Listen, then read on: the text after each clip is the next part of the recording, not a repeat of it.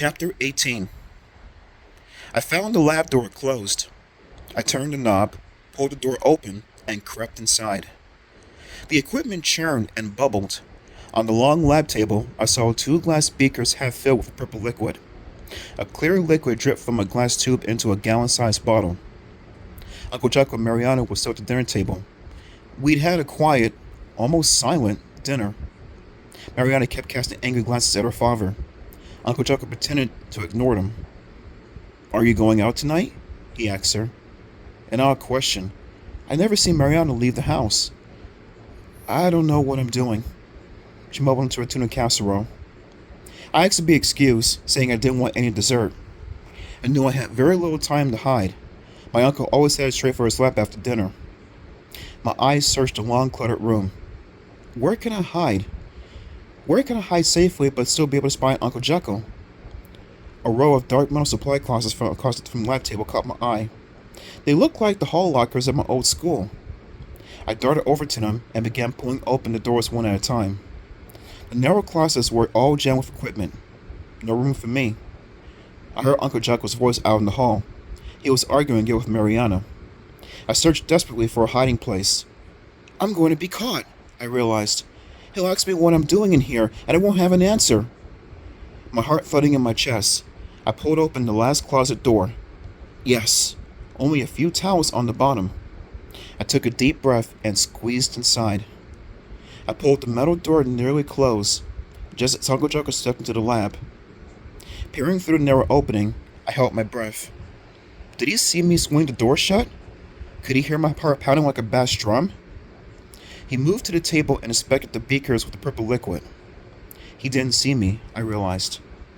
I slumped against the back of the closet and slowly let out my breath. He poured the purple liquid carefully into a rack of slender glass test tubes. Then he adjusted some dials on electronic equipment at the end of the table. What is he working on? I wondered. He is working so fast, so urgently. He must be in his lab at least 24 hours a day. Why is he working so hard? What is he trying to do? I hope it is something good, I prayed. I hope his work has nothing to do with the creature that is wrecking the village. Maybe he's trying to cure a disease, I told myself. Maybe he's very close. He has almost found the cure, and he's working day and night because he knows he almost has it. Or maybe he's in a race with another doctor. Uncle Jekyll wants to cure a disease before the other doctor beats him to it. I desperately wanted my uncle to be good.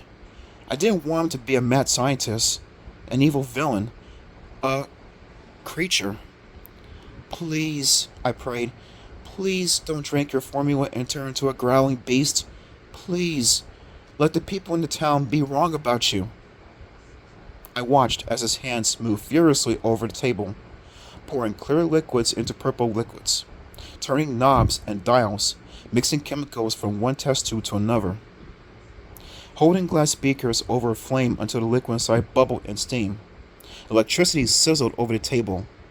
Uncle Jekyll kept shocking the dark liquid in a beaker with some sort of electric probe. His head bent, his shoulders slumped under the white lab coat. He worked feverishly, without ever stopping for a second, without coming up for air. I began to feel cramped in a narrow closet. My knees ached. My back ached. Pressed against the metal sides, my arms had fallen asleep. This was a big mistake, I decided. I'm not going to see anything interesting at all. I should have trusted Uncle Jekyll. I shouldn't be in here spying on him. I watched him bring the test tube to the fluorescent light over the table. It contained a rust-colored liquid that glowed in the light. He studied it for a moment, turning it between his fingers. Then he tilted back his head, lowered the test tube to his mouth, and drank the liquid down. Oh no, I thought, feeling heavy dread knot my throat. I pressed a hand over my mouth to keep from crying out. Uncle Jekyll licked his lips. Then he raised another test tube with a green liquid inside and poured that down his throat too.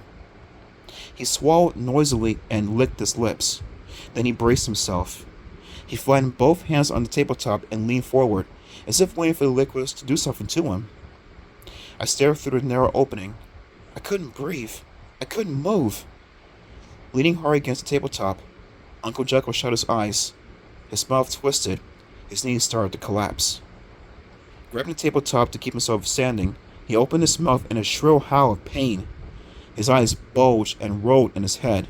His face turned bright red. Another painful howl escaped his throat. An animal howl. A wolf howl. He clamped his eyes shut. He pounded the table with both hands. He tore at his white hair until it stood up in wild tufts. His whole face twisted in agony.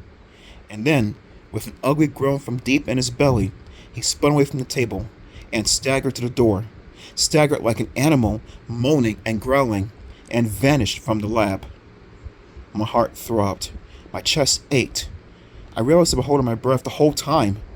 I let it out in a loud whoosh.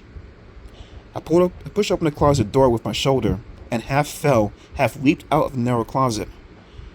I don't believe it, I murmured. He is the beast. Uncle Jekyll is the creature. My head spun. I raised both hands to my cheeks. My skin was burning hot. What can I do? I asked myself. Who can I tell? I've got to stop him. I've got to get help for him. But who can help? I couldn't think clearly. I couldn't think of anything at all. I kept seeing the tortured expression on Uncle Jekyll's face and hearing the animal howls that burst from his throat. I stared at the empty test tubes lying on their sides on the table. How could he drink that stuff? How? I've got to get out of here, I decided. I turned to the door and screamed. Uncle Jekyll stood inside the doorway. He had returned to the lab. He was breathing hard, grunting with each breath, staring at me, staring angrily. Heidi, he growled, I'm so sorry you saw.